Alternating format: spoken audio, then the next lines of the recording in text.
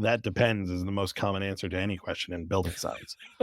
But yeah, I don't have the answer here. I definitely don't claim to. These are questions I'm asking, not answers I'm providing. When we're seeing the same things over and over again, and our reaction is that's impossible, that's stupid because it's happening. So it's possible. Why is it happening? And oftentimes it's for a sneaky reason. It's the sneaky invisible stuff, man. That's the thing. Like a lot of this stuff, unfortunately, is incredibly interesting, but not actionable. I can't tell Joe HVAC contractor, like, you should try doing this. It might work. They're out there trying to sell solutions and they need something that's a little more concrete, something that's easier and safer to stand behind. And where does that bring us? Before we begin, we've been getting a ton of feedback on the pod, and a common request has been to share our top learnings. So we did that with our first ebook, where we packaged up the top 10 sales lessons to grow your business. Hear from our guests, experienced heat pump entrepreneurs, on how they built world-class sales teams that consistently win in the market. Click the link in the show notes, and you'll have it in your inbox in seconds. Enjoy the show. Welcome to the Heat Pump Podcast. We have a super fun episode today. A conversation with Alex Meaney, aka the Red Soft Guy, and Nate Adams, aka the House Whisperer. That opening clip from Alex sums the podcast up well. We talk about a lot. We get really deep. We have differing perspectives on the nuances of HVAC design, specifically focused on building envelopes and heat pumps. I worry a little that more questions are posed than answers are given, but I actually think that's a great thing. Alex and Nate are both brilliant. They know their stuff, and they come at things from different angles. Sometimes those differing angles land on the same answer, and sometimes they don't. But to me, it felt like this conversation pulled me to the bleeding edge of some of the most fun and interesting topics in building science and HVAC. We talk about heat pumps, load calculations, rebates and what's wrong with them, and what we think the future of HVAC design holds. If you're interested in a conversation around building science and heat pumps that is equal parts analytical and philosophical, then this episode today is for you. Enjoy the show.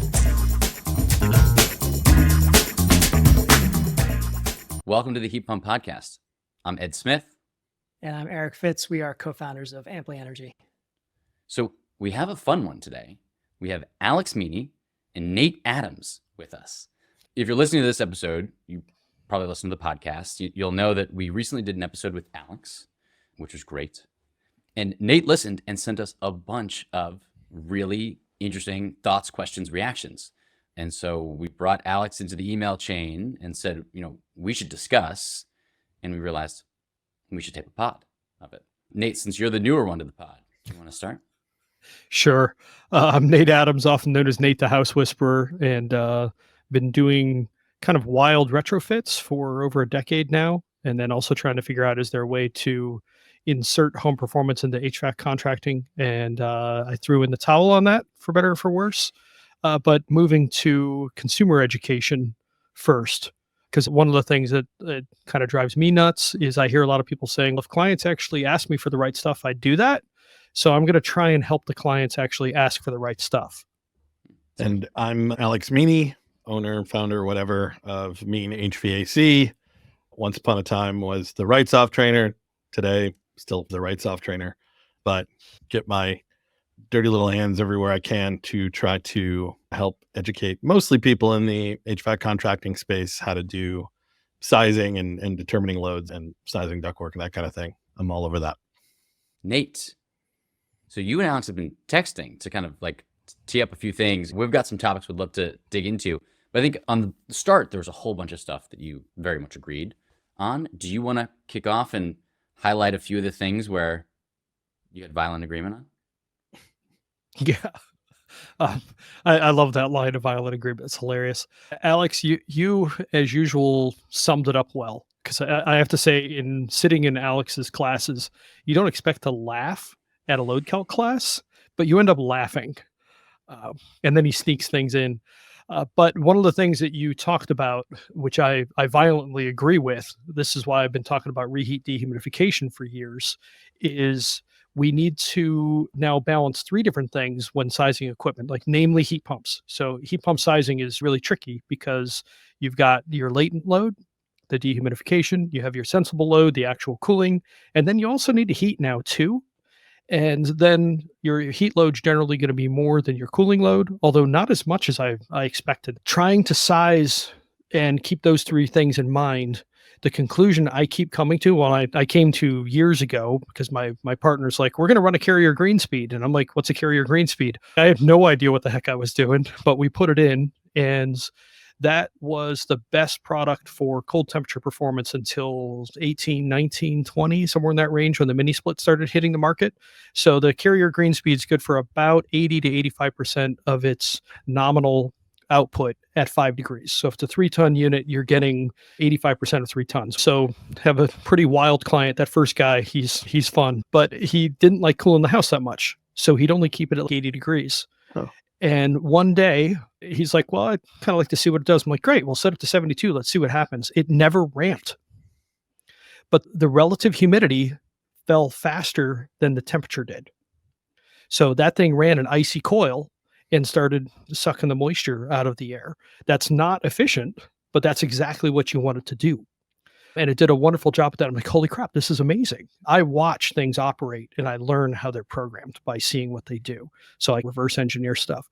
But we still had a problem with that because you get into the weather that as we're recording, I presume you guys have similar weather too. It's 65 degrees outside, 70 degrees outside, and the nighttime low wasn't that much lower. So it's humid, but there's no cooling load at all right now. So my house is pegging 60, 65% relative because I have a Bosch, which I now hate.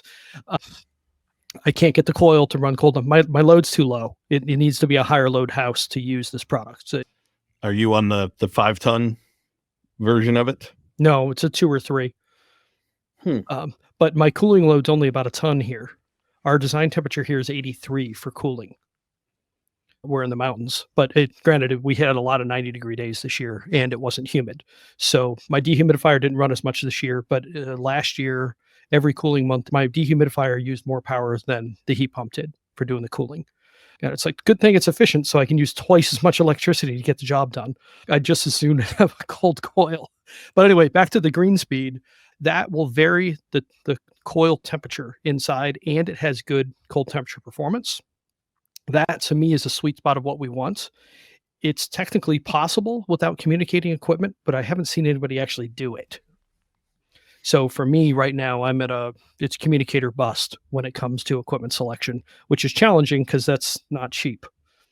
And crucially, the communicating equipment allows for you can have independent fan speed for whether it's a ductless unit or ducted from what the compressor is doing. So you can drop the coil temperature, you can drop the fan speed potentially, which also enhances latent capacity, and vary those independently. That's the real benefit you get from communicating. Exactly. And you can add reheat in there too. There are houses that go back a real long time that have nothing but electric baseboard. I'm not sure it's so much people worrying about the access to capacity as access to efficient capacity when you need it. I am of 2 minds on the reheat. I want to see some efficiency studies, and I haven't seen much of anything that puts them head to head. I know you have some small scale data. Yeah. I'm very interested in that. And I do think it's an excellent solution, but it is very limited in the marketplace. I am not necessarily of the opinion that the environment in a residential building needs to 100% of the time be within that magic 45 to 55% relative humidity range. I think momentary spikes are inevitable unless you expand the budget of the customer much higher than what most people are expecting to spend on a comfort system. I also don't think it's that big a deal. I think a lot of the studies that show that sweet spot humidity range is important. The time span, I think, is not like a day. I think they're making measurements over a much longer period of time. I'm starting to back away from the idea that you have to control whatever the level of humidity is that's coming in the house instantaneously, like in that moment. The residential marketplace is typically full of building materials that create humidity buffers. If over a longer period of time you have the capacity to remove the moisture, it can sustain. You'll see very short spikes that are flattened out by moisture absorption of the elements of the building. And then you hopefully can get ahead of it and draw that back out and create a much longer than an hour cycle when it comes to dehumidification. But this time of year, it's almost impossible to avoid. So Alex and Nate, just to bring it back around, Nate, you started off talking about it is hard to balance these three things: latent capacity, sensible capacity, and the heating for the equipment. We got to pay attention to sensible heat ratios, which is essentially this ratio between your latent capacity and the total cooling capacity of a piece of equipment. Sorry, technically the term is sensible heat factor now. Sensible heat ratio is for the building. For the building, exactly. Oh, really? Factors for the equipment, ratios for the building. That's right. Yeah. It's in an effort. There's a lot of confusion over sensible heat ratio because the term applies to the load and the system, and it's very easy to trip up. And I got it. It was actually the brainchild of Kimberly Llewellyn over at Mitsubishi. Can we just have a different term for the other side of the fence?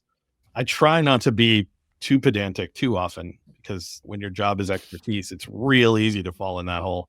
But this vocabulary is important thing is a big thing for me. So yeah, it's sensible heat factor when you talk about equipment, sensible heat ratio and talk about loads, just to help people follow along in the conversation.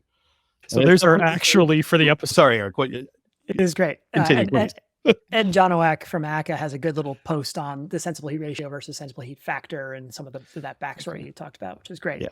So what I was going to say is that what are some of the things that lead to challenges or changes in equipment? So in the sensible heat factor in particular, as it pertains to SEER ratings over the years, and what I guess I'd love to hear thoughts about how we focus on or not focus on SEER as a important performance characteristic versus these other three things we've been talking about. Lack of data. There's some of that. End of list. We don't require manufacturers to publish latent performance. It's not a rule. I can get my equipment AHRI rated. There's no latent performance factor, number, characteristic, anything. And we're allowed to slap these things in. I'm not one to brand bash, but there are multiple mini split manufacturers who have absolutely zero performance data for latent capacity. And the ones that do, the good ones, have it when it's 95 degrees outside, right? They have it at peak load conditions. And it's not when it's 95 degrees outside. It's when it's at full capacity. Right. Yes. So not literally, because you could take that literally and I would be very wrong. But when it's at 100% capacity is where we get that latent. And that's not where they pinch the pennies. They tend to do that as you ramp down. And so since the vast majority of hours are not going to be at that highest demand, it's running in such a way that we don't know what it does. Like, it's the most frustrating thing in the world. I'm teaching classes and people are like, how do I know which one to pick? And I tell them, you don't. They don't tell you. None of them do. I can't even just say, well, just sell this one brand. It tells you. You have to buy it and find out. That's literally what I've been doing. Yep. And that's part of why I like that Carrier equipment, because I've watched it run enough that I trust that it will do what it needs to do when it needs to do it. But I put 2 Daikin Fitz in 2 of our Airbnbs here as an experiment. One house is built in 52, no wall insulation, 2 inches in the attic. And the one next to it both have 1.5 ton Daikin Fitz that were recommended to me by Roman Baugh, who, like, there isn't a bigger Daikin fan out there. That system does a good job at partial load dehumidification, and the Fit is a really inexpensive product compared to the other variable speed stuff. But it doesn't have reheat.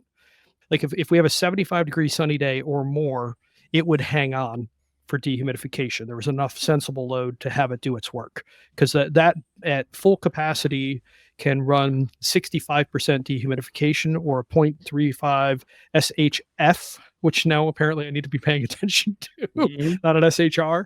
And so I've been really impressed with that little piece of equipment, but I didn't know how low the airflow would go on the air handler. That's not published. And I asked, and they're like, that's proprietary. It's 234, by the way, is what the screen says. And what's the partial load sensible? I don't know for sure, but it has 4 different dehumidification settings that you can put it on and how it runs. And I picked one, and it seems to be working pretty well. But the only way to actually figure this out is literally to buy and install it. Yeah. That's it. And what's noteworthy about the Daikin Fit when it comes to efficiency? It's just below the line for most rebates. Yep. They can't quite, Yes. because there is a trade-off.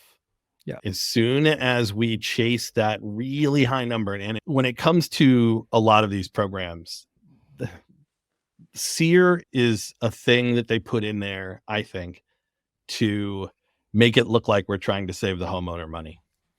There are several aspects about the goals of these programs that 1000% save every homeowner money. That's the nature of a lot of these programs. But I've never seen a system that could pass the EER test that couldn't pass the SEER test. I don't think it exists. Could you define that, by the way?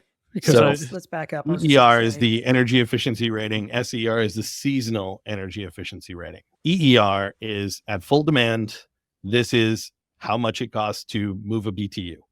And SEER is over the runtime of the unit. In these simulated conditions, they have a standard set of conditions they run it through to simulate the seasonal effects and impacts of, for those of you listening, I keep moving my hand in a rainbow sort of shape here, that over the arc of different temperatures as it rises, those temperatures rise and fall, and you rate the performance that way. And particularly with variable capacity systems, you can get really huge discrepancies between EER and SEER. A handful of units out there like, we have a 30 SEER heat pump. Yeah, congratulations. It probably does absolutely zero moisture removal unless it's 105 degrees outside, because there's more than one way to save a dollar cooling a home. But the easiest way is to decrease the compression ratio. In other words, have the indoor unit run a lot warmer, use the compressor less because it uses the most electricity, use the fan more to blow more air across that coil. So you're squeezing more BTUs out, and it's got that rating, and you put it in the AHRI lab and off we go, and it's got 30 SEER. But if you actually ran it that way in a climate with any humidity, it would likely be a nightmare. So another way to look at it is we are all in just about everything in our lives looking for one key metric to judge things by, yay or nay. I haven't tried this analogy before, so let's see how it goes. But imagine you've got 2 piles of crap, and one of them is a We're off to sensible a good pile. start. Yeah, and the other one is a latent pile. What SEER does is pretends like the latent pile doesn't exist. And it does a really good job of cleaning up the sensible pile of crap. But the fact of the matter is you're still left with a pile of crap, and that work needs to get done. Yeah. People do not like to make the choice between temperature and humidity.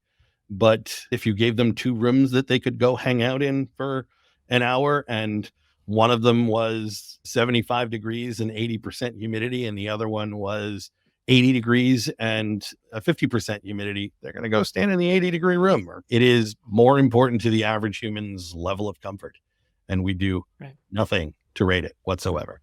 Yep. It's nuts. That's routinely when you walk into a house that has a 65 to 68 degree set point. What they're trying to do is reduce the humidity. But the bad part is then you're routinely getting the surfaces below the dew point, so you get condensation on them. And if there's dirt on them, which there always is, you get mold. You really shouldn't cool a house to below what the outdoor dew point is in general. People are running, potentially setting their thermostat at, say, 68 or 67, well below, potentially below dew point, because that's the only way that they can get their unit to run long enough before it satisfies the sensible, which is your thermostat, and actually have a chance at dehumidifying and getting some of that moisture out of the air. And it depends a little bit on the unit. Like that story of somebody turning their thermostat way down to control humidity was a more likely occurrence 20 years ago, because when you had a 10 SEER unit, it took 2 steps forward on humidity and 1 step forward on temperature. The net result was a drop in relative humidity because, as most people listening would know, when you drop the temperature of the space, of the air, if you don't remove any moisture along with it, if the literal molecules of water in the air doesn't change, relative humidity is going up. Relative humidity is relative to the temperature. And so when you use a low thermostat setting to control humidity, it has to be cooling in the right proportions to even do that. So the lower the temperature to be dry is something that occurs, although we're getting less and less of that as being an effective means of doing it and or achieving that level of humidity that we might want. And so instead, there's an occurrence that some journalists coined women's winter, which is summer. It's a funny video, by the way. Is it? I haven't even. Oh, is it? Do they have like a? There's a video. Yeah. So what you end up, what you end up having is men tend to have more body mass. On playing the averages here, we definitely tend to have denser body mass. We're better insulated as a result. We also tend to have a higher body temperature, and we tend to sweat more. Like our sweat reflex kicks in faster than it does for most women. And so what you get is a guy turning the thermostat down, not until it gets to 50% relative humidity, but until it gets so cold, there's no sweat on their skin. Yep. And that might be 68 degrees, but I am well enough insulated. I can be comfortable in that cold temperature. Whereas I've blown way past the temperature where an average woman might be comfortable, and they weren't having that sweating problem back when it was up at 75 degrees. There's where that giant disconnect is like, why the hell do you have to make it so cold? And not many people can give you the answer because it's just because I'm uncomfortable, and it's uncomfortable and it's summertime. What do? You hit the down arrow. That's how that works. And so they just hit the down arrow until they're comfortable. When you don't control humidity, if the only needle you can move is temperature, you can create an environment very easily where you cannot create an indoor environment where your average woman and your average man will be comfortable at the same time. Somebody's going to lose on it. This happens in homes every day. If you're thermostat wars, your wife, if you, it's a classic thing. I have it. Like with your husband, this is where a lot of it comes from. This is like the physiology behind it. But it's so pronounced that it's women's winter because in the office it's like this, because our commercial systems are oversized to degrees that make me very mad. So guys, this is a question that's been on my mind as I've been talking about this. Our target audience for this are contractors who are looking to build heat pump focused businesses. Yep. Right? What should they do? So it's not like it's better with an air conditioner. The only reason that heat pumps make this more difficult is the desire to upsize the heat pump when your climate is such that you would need more capacity in the winter than you would in the summer, which is frequently the case, particularly in the retrofit market. Mm-hmm. You need more muscle in the wintertime than you do in the summer. And this is where our incentive programs get a little annoying to me, because partial measures are not being rewarded anymore. Baby steps are not good enough. And so it has to be all the way in on electric. You have to be pulling the gas meter. That's a wonderful goal, but not everybody does have the means. And we're pumping money into the marketplace in areas where only the people with the means can afford to do it. We're being strongly encouraged by the marketplace and the artificial influences on that marketplace to make these decisions based on heating load alone, and just throwing that balance of cooling and dehumidification out the window because, quote unquote, it's variable and we'll figure it out. I hate that line. I know, right? I hate that line. Variable will not save you. It will not. Nope. They don't dial down low enough. In running some numbers years ago, if you put in a 3-ton full variable speed heat pump into a house, and I just modeled a 3-ton heat and a 2-ton cool, that couldn't match the load 50% of the year. So you're still missing half, and that's being able to dial down to 3/4 of a ton. If you make that a 2-ton and you can dial down to half a ton, that would cover you 60% of the year, but there's still 40% of the hours in Cleveland that you couldn't cover with a true load match. Now, it doesn't matter as much in that temperature range. That's when the dehumidification matters more. But if you put a 5-ton in, it's wrong for that house, I don't know, 80% of the year, something like that, maybe 90% of the year. It doesn't save you. What I do is I try to size between heating and cooling, and I make up for whatever heating I can't do with strip heat, and usually staged strip heat. And one thing people don't realize is you don't what you can't do for dehumidification with the same strip heat. What's the same strip heat? Exactly. When the heat pump can't keep up, if you have a good control, it doesn't shut the heat pump off and flip the strip. That's not how it works. It uses, especially if you have multiple stage. Yeah. Another thing that I love about the Carrier, they have a 3-stage backup heat strip, and it's a 369. And that is a wonderful piece of equipment because 9 kW is basically 30,000 BTUs. I'm sure I'm off by 500 or whatever, but it's pretty darn close. And that's a really nice level of backup. Also, that will fit on a 100 amp panel most of the time. And this is what Manual S says that we should be doing for heat pumps. Even if they're modulating inverter-based heat pumps, you'll be looking generally at cooling, making sure that the equipment has the capacity to meet latent and sensible cooling. Yep. And then if that means you have to undersize the unit from a heating perspective, that's where you need some kind of backup heat strips. Yep. So to both of your points, I feel like, so there's a lot of different equipment out there. So I would, recommendation is to know the equipment that you're installing. If you haven't tried to find this data, if you're not aware if the data exists, try to find it. Hopefully it's available. And if it's not, you should go talk to your distributor.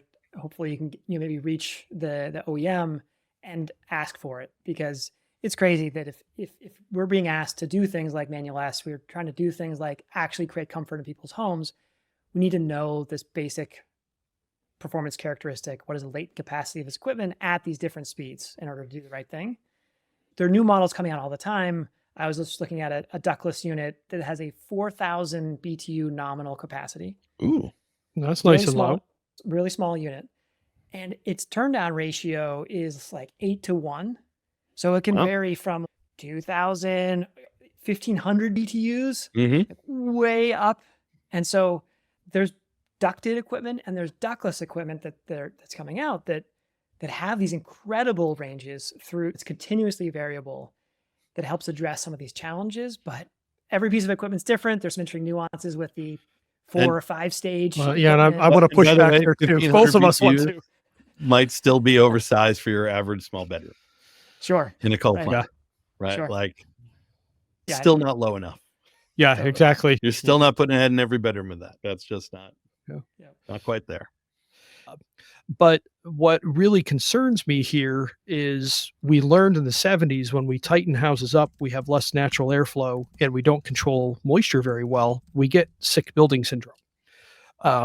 We are very quickly headed for a redux of sick building syndrome. There's a number of lawsuits brewing in the South with new homes where they're sizing the heat pumps for heating, but they actually need the dehumidification, but it's a single stage unit, so it doesn't dehumidify. Plus, we're moving to 15 SEER now equipment, which means sensible heat ratios are getting in the 0.85, sensible heat factors, are getting in the 0.85 range. So everything we're doing is running towards making homeowners sick and making buildings rot. And I hate that. I wouldn't say it's a problem of tight buildings, because that's the thing about being in the South, right? That's the whole Joe Steebrook versus every other human on the ASHRAE 62 committee. By the way, Team Steebrook over here, saying that we've gone from build it tight and ventilate it right to build it tight and over ventilate it right. You reach a point somewhere around the Mason-Dixon line where you're letting outside air in, at least on the East Coast and South Coast, and that would be worse. The internal sources of humidity are less than the external sources of humidity. Yeah, so I think it has more to do with the equipment, and it's regulations, man. They fight last year's war. That's just a good way to put it. I haven't heard it that way. I'm actually butchering a quote that I can't quite remember. No, but that's not wrong, because here's what we learned last year. So we're going to adjust to that. But actually what we're adjusting is now wrong. We just don't know it until next year when we'll try to readjust.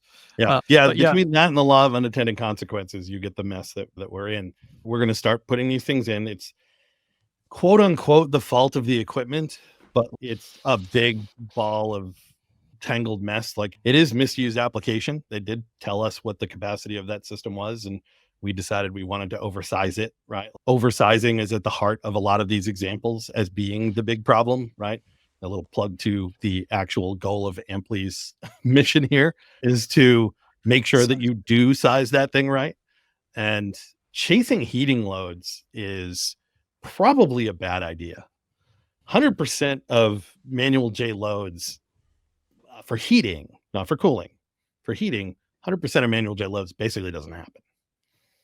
We're doing more trainings. Mhm. We're starting more and more conversations with the question, what do you worry about more, heating or cooling? And overwhelmingly, and it's not just due to the rebate programs, the answer is heating. No one's tracking humidity except for folks like us. And they don't know, like us, 65, 70, like that's uncomfortable and it shouldn't be that way. But if you're cold in the winter, that's not right. It's just simple. And then they're avoiding the callbacks. A lot of this conversation was tripped because on the last podcast, I said heating is easy. There are complications in heating. When you have a bad building envelope, you will always in this industry have a moment where it's like, oh, I thought I understood that. Shoot, let me read and find out how little I actually understood it and find out how complicated it really is. I'm not deep enough on that process, I think, on infiltration and ventilation. That Steebrook hits is like elections, all infiltration is local. If you have an infiltration point in your living room's uncomfortable, and if that's the room that you live in, then that's a problem. I don't care if you have enough capacity within the home. If it's not being delivered to the place it needs to be, that becomes a problem. HVAC already has too much stuff that everybody needs to know to be good at their job. To lump the entire industry of building science on top of that is difficult. If you take a home that is poorly insulated, 68 degrees is uncomfortable. It's that Robert Bean MRT, right? Mean radiant temperature. Mean radiant temp, yeah. Yep. Sometimes being able to maintain 68 degrees is a callback. Not being able to pinpoint why it's a callback is not surprising. And so lots of people have had lots of complaints in cold climates. Let me throw something out here. So in doing the energy audits that I did for years, I would get energy bills from people. And one thing that I noticed was we'd have a cold winter and I would oftentimes get multiple years. People would come out with a big folder because I generally got engineers as clients. I'd look back 2 years, 3 years, sometimes 10 years. Some of these people, holy cow, how much paper they have still sitting there. But I noticed that on houses that had reasonable shells, and reasonable shells basically just means 1980 and later, because basically our building practices haven't changed much since 1980, at least in Cleveland, where I've seen a ton of houses, because I've been through 1,500-ish houses, something like that. And I noticed that the tighter houses saw a 15% increase in gas use, and the loose houses saw a 40% increase in usage. And I'm like, all right, this is not a straight line thing.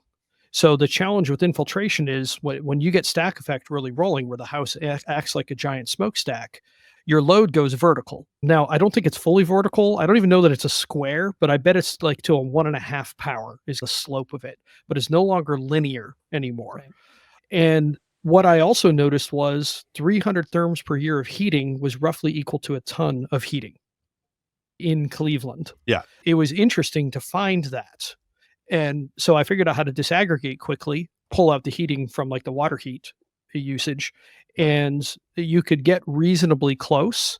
And that helps give you confidence. In fact, in some ways, that gives me more confidence than the blower door, as long as I have some idea of what their set points are. Because I had one client that was like, oh, I only use 800 therms. I'm like, that's not bad. I'm like, where do you keep it in winter? 55 degrees. And I'm like, that's not low anymore. And I went and ran it, and sure enough, it has a crazy load. The first visit and the second visit ended up having 6 months in between. So it was an 80-degree day when I was there. I turned his air conditioner down 3 degrees. It was only 80 or 82 degrees outside. The temperature never budged. It didn't actually cool because the house was too leaky. Again, Joe Steebrook, but he's where I found the information. References decay test studies. Like when CO2 decay. When we do blower door analysis, we're applying pressure to the building. Yeah.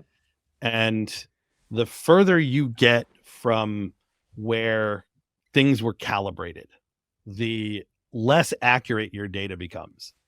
The gap between the poor construction and the good construction with blower door tests looks this big. And I'm spreading my hands wide here, obviously. And the gap in the decay test, percentage-wise, is much smaller in terms of performance. Because on a daily basis, the pressurization isn't at 50 pascals. It's going to perform differently.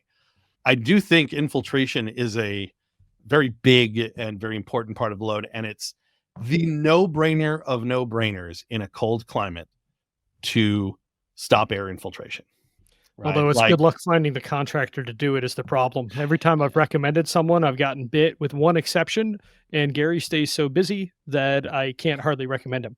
But to your point, I agree. What I find is like a manual J calc, when I run one, is actually not that far off from reality on these leaky homes. But on a tighter home, reality is about half when I actually watch runtime on the equipment. I guess I have a big question on this, which is if there is a manual J version 9, is there some way to put, I don't even know exactly what the calculations would look like, but I look at energy use. I do some work for ACA. I don't work for ACA, and I'm not able to represent them in any way on this subject. But if manual J does come up for a big revision, I think there needs to be two paths. There needs to be a retrofit path and a new construction path. It is a little climate dependent. The problem is you need to study it and have a standard. And that means collecting piles of data. I've been very vocal about begging power companies whenever I can get my hands on somebody who works in that world to just buy a butt ton of thermostats that contain data loggers. And instead of the incentive program being, we'll give you free stuff if you let us shut off your air conditioner on the hottest day of the year, which very few people want to take them up on. And the ones that do often don't realize they've done that. And then they howl when they do it. Instead, trade it, because they're not that expensive. Trade it for the data. Data trumps everything. Field data, like the actual house. Field data, yep. Not this computer model BS, right? Like an actual, we lived in this house, we had data loggers, this is what happened. I'm starting to be more and more confident that the problem with a lot of these homes is zonal pressure. You have a bedroom that's getting pressurized by the HVAC, something like that. Well, bedrooms, the entire second floor, right? The return is in the hallway. We close the doors and go to bed, right? And it's just pumping all the air out of the house and sucking all that air back in, right? Because I'm betting those decay tests done in the 60s or on older homes in cold climates, I'm betting a lot of them had radiant style heat, baseboard radiator style heat, where those pressurization problems were not present Exacerbated. in the real world test. No, that's what my old partner Ted Kidd noticed in doing tons and tons of audits and looking at bills. He's like, the radiant houses and the houses with variable speed furnaces, the modulating furnaces, those would have energy usage that was way lower than it seemed like it should be. Yeah, not so much an energy perspective, but an HVAC perspective. We've never really cared that much about being that precise on heat and the source of the problem and because the solution to the problem is more heat. Generally, It's an easy solution, and it's a cheap solution, relatively speaking, especially when you're talking about the equipment side of things. And so hundreds a year.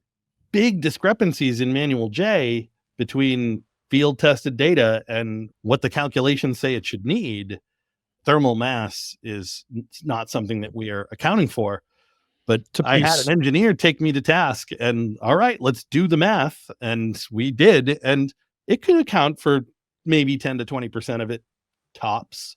And might be more in a brick house. Brick houses will totally screw you. When you or like a concrete farm, not concrete, a stone farmhouse or something. Yeah. Sure. Once they go cold, you're screwed. But regular stick, not really. Yeah, and when I say 10 to 20%, I should actually be more accurate than that.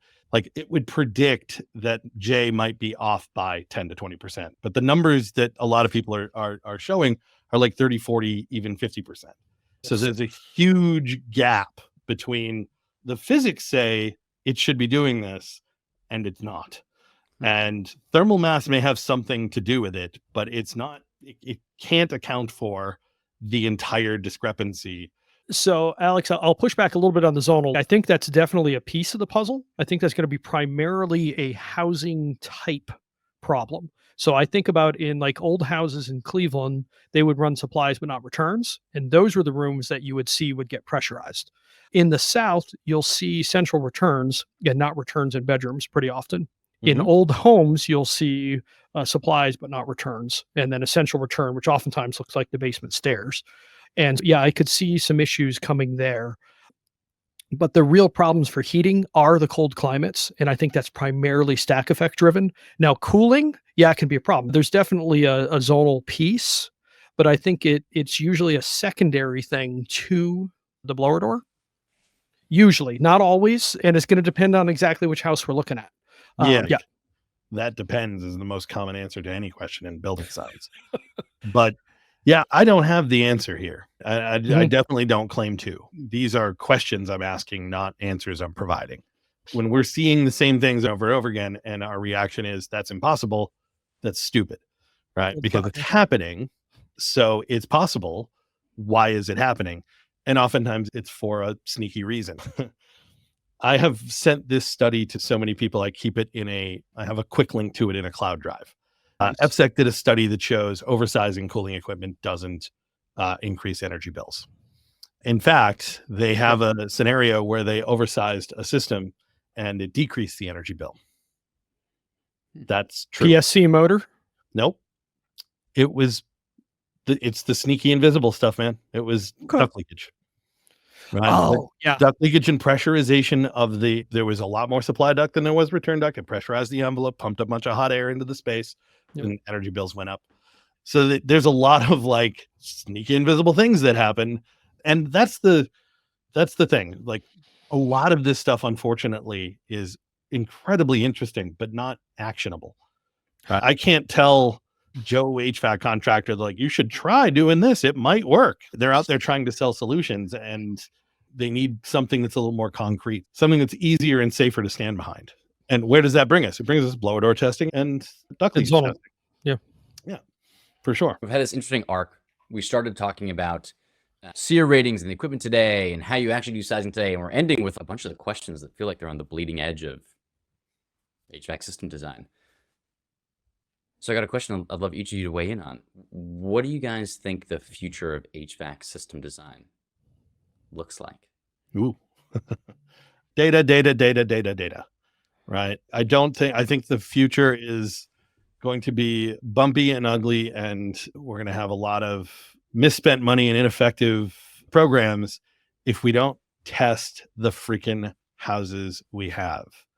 So much of what we work with is based on computer models that aren't able to capture the sneaky things that happen when you change this thing.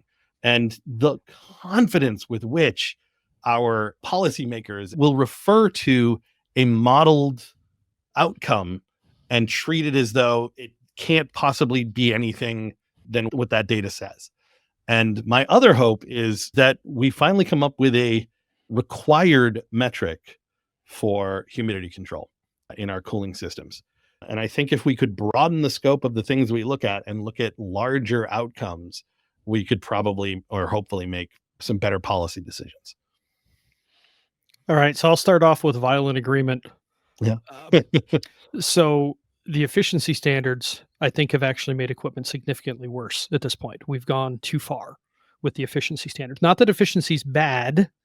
I think we're riding the ragged edge of where anything further doesn't make sense. We need to look at the system for one. I actually like the steps in ACA. So you figure out what your loads are. You figure out what equipment you can use to do that. You figure out what size ducts you need, and then you figure out what the terminals are sometimes. I don't know that many people that actually do manual T. A few do, but it's not common. When it comes to manual S, like I've never actually done the whole series ever because I'm usually just replacing the system and then making some adjustments. I'm dealing with the near equipment ductwork, but I'm very seldom running a new system. So when it comes to manual S, I just need to know, is it 2 tons or 3? And am I using the VNA 4 or the VNA 8? That's my equipment selection. And what's unique about those systems is they will work in literally any climate. I don't really pay that much attention to the equipment selection, aside from being somewhere between heating and cooling. And then the duct design is usually informed by the cooling, usually, because that's oftentimes the higher airflow. And then I go from there. But I like the process of it. So I think that's a solid process. So it ain't broke. No, but what's broke is manual J for heating. Unfortunately, I find useless. For cooling, it's fine. It's close enough on cooling, no problems. But for heating, it's too far out. One of my early projects wasn't electrification at all. It was just a shell project. But the heat load was done with Treat, which is a New York-based program. But it came in at 67,000 BTUs is what it was. I watched that system run, and the actual load on a design day was about 28. 28,000 and 67,000 are really different, more than 100% apart from each other. And I watched that happen again and again. And what's the problem there is, if you get a 67,000 BTU load, are you going to select a heat pump? Hell no. You're going to be scared. But the reality is, a 3-ton heat pump for that 1959 2,300 square foot house in University Heights, Ohio, outside of Cleveland, a 3-ton heat pump was the right piece of equipment for that house. But until the calculations start showing that, we're not going to move to full heat pumps, and we're going to be stuck on hybrids. And hybrids aren't the end of the world, but I find them inelegant, frankly, from an engineering perspective. Like, why have 2 fuels when we really only need 1? Can we move to where the equipment selection is not nearly so challenging, for one, because they have these wide ranges? And the Daikin Fit in particular gives me a lot of hope on that. If that is, like you mentioned, Alex, can it actually get over some of the efficiency lines that we're looking for? Nate, for that example where you had 60,000 BTU design load with, you weren't actually using manual J, that was actually the other tool, the Treat tool? That was Treat, yes. Okay. I'm just curious. Yeah, of that with manual J. Like, Sure.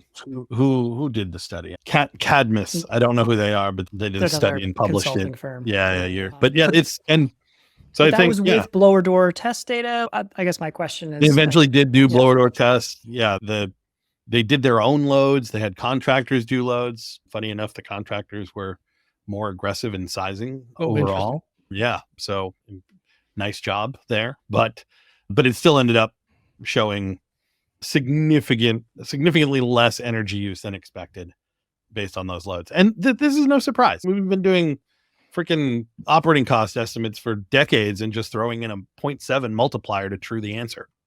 It was literally an ANSI standard at one point. So take your heating load, but take it easy there. Take 70% of it, because there's this mystery stuff that we don't know anything about. And it's because the consequences were not there. Now we're experiencing consequences. We should freaking try to do something about it. The problem is, I don't think we know what the problem is. I think we need to measure. I think we need to test. I think we need to study and base our answers on that. But I do think a nice short-term bridge is using power consumption data for sure. Expandable equipment. Okay, we'll start here and we'll add some electric strip as needed. The other thing this isn't a thing to say at the end of the podcast, I apologize, but like, we talk about a lot of this stuff. One of the things we often don't talk about is affordability. And I know economies of scale go a long way for some of that, but we often get so laser focused on our metrics that we lose sight of the big picture. Maybe you're right. Maybe we don't need to increase our efficiency, because by the time we do, we need to add so much dehumidification that it defeats the point. Mm-hmm. Maybe not, right? Up north, that's not true. Shoot, Alabama, their electric grid spikes in the winter. Yeah. Like heat strips. Yeah. All of the South is still a winter-dominated electric grid. Taking that into account, you might be able to tolerate a little more increase in efficiency. I think, by the way, and this is not my idea at all, if we are going to continue to chase efficiency, we're going to see small-scale chillers. Because the only way we're getting to these higher efficiency ranges are with chemicals that are way worse than A2Ls. And so you'll need to keep them outside the house and use a media of some kind to transfer that heat. And we have that technology. They're called chillers. You pump water and keep everything outside. Or air to water heat pumps. Yeah, that's where I think we're going. We're going to go to monoblock next time, because we'll be running propane and carbon dioxide. Yep. Yeah. We're gonna be using chemicals that need to stay outside, and that is probably a general direction. But I don't care what the solution is. I don't claim to have it. I just want us to study the real problem in the actual world. That's really all I hope for. And then let the smart people figure it out. But let's look at the bigger picture and collect more data that your little study needs would be awful nice, especially when it's cheap and easy to do. If any nerds out there want to ruin their day about the state of science in the world, read a book called Bernoulli's Fallacy. It's incredibly technical at times and gets way into math and statistics, which is a branch of math that is notorious for being hard to follow. It turns out, by the way, that the reason for that is it's as arbitrary as it feels. When you're learning statistics, your brain doesn't want to grab a hold of these concepts because it's, but why? But how? Isn't this math? Aren't you supposed to explain it to me? It's no, it makes this shape always. Does it though? No, we're going to pretend it does. There is a reproducibility crisis, mostly in the soft sciences, but they are not by any means the only place we see it. We develop a study because we know what answer we want to see. We narrow our focus of the study to control the costs, and we aren't interested in finding counterfactuals from the bad results we create. We just tailor it to what we want our results to be. And it's doom and gloom and bummer. And sorry, I kicked this topic off, but I think it really points to the biggest overlap between your point of view and mine, Nate, is that we're not looking at this the right way, whatever it is. I want to throw a couple ideas out there. So I totally agree. We need some more data. We need to study this more carefully. There's ways that we can improve existing standards like Manual J, Manual S that are grounded in field studies, and especially as it pertains to this newer equipment. In the near term, knowing that, and Manual J talks about this specifically, that there is a safety factor already built into it. Mm-hmm. You should be aggressive. That is the guidance. Mm-hmm. So if you aren't unable to completely verify a particular assumption, be more aggressive. Go for the higher amount of insulation if you're not 100% sure between the two values that you're guessing about.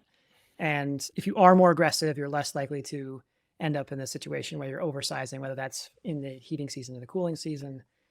And also, this brings up a lot of Bruce Harley, who is a national, really a global expert on heat pumps specifically, and a lot of these different topics we're discussing. I'm hoping at some point we can get him on the podcast.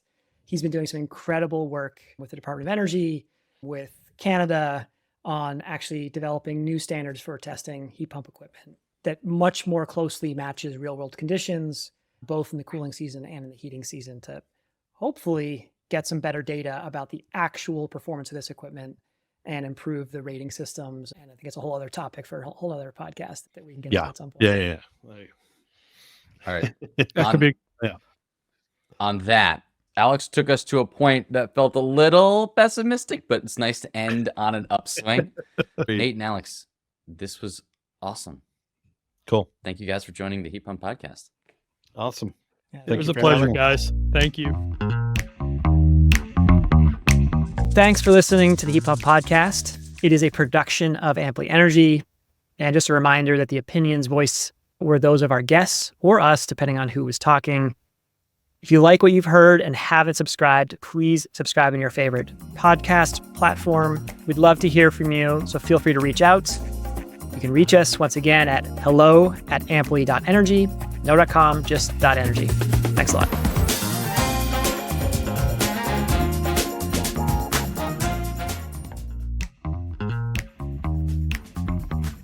Thanks for listening to the Heat Pump Podcast. It is a production of Amply Energy. And just a reminder that the opinions voiced were those of our guests or us, depending on who was talking. If you like what you've heard and haven't subscribed, please subscribe in your favorite podcast platform. We'd love to hear from you, so feel free to reach out. You can reach us once again at hello@amply.energy, no.com, just .energy. Thanks a lot.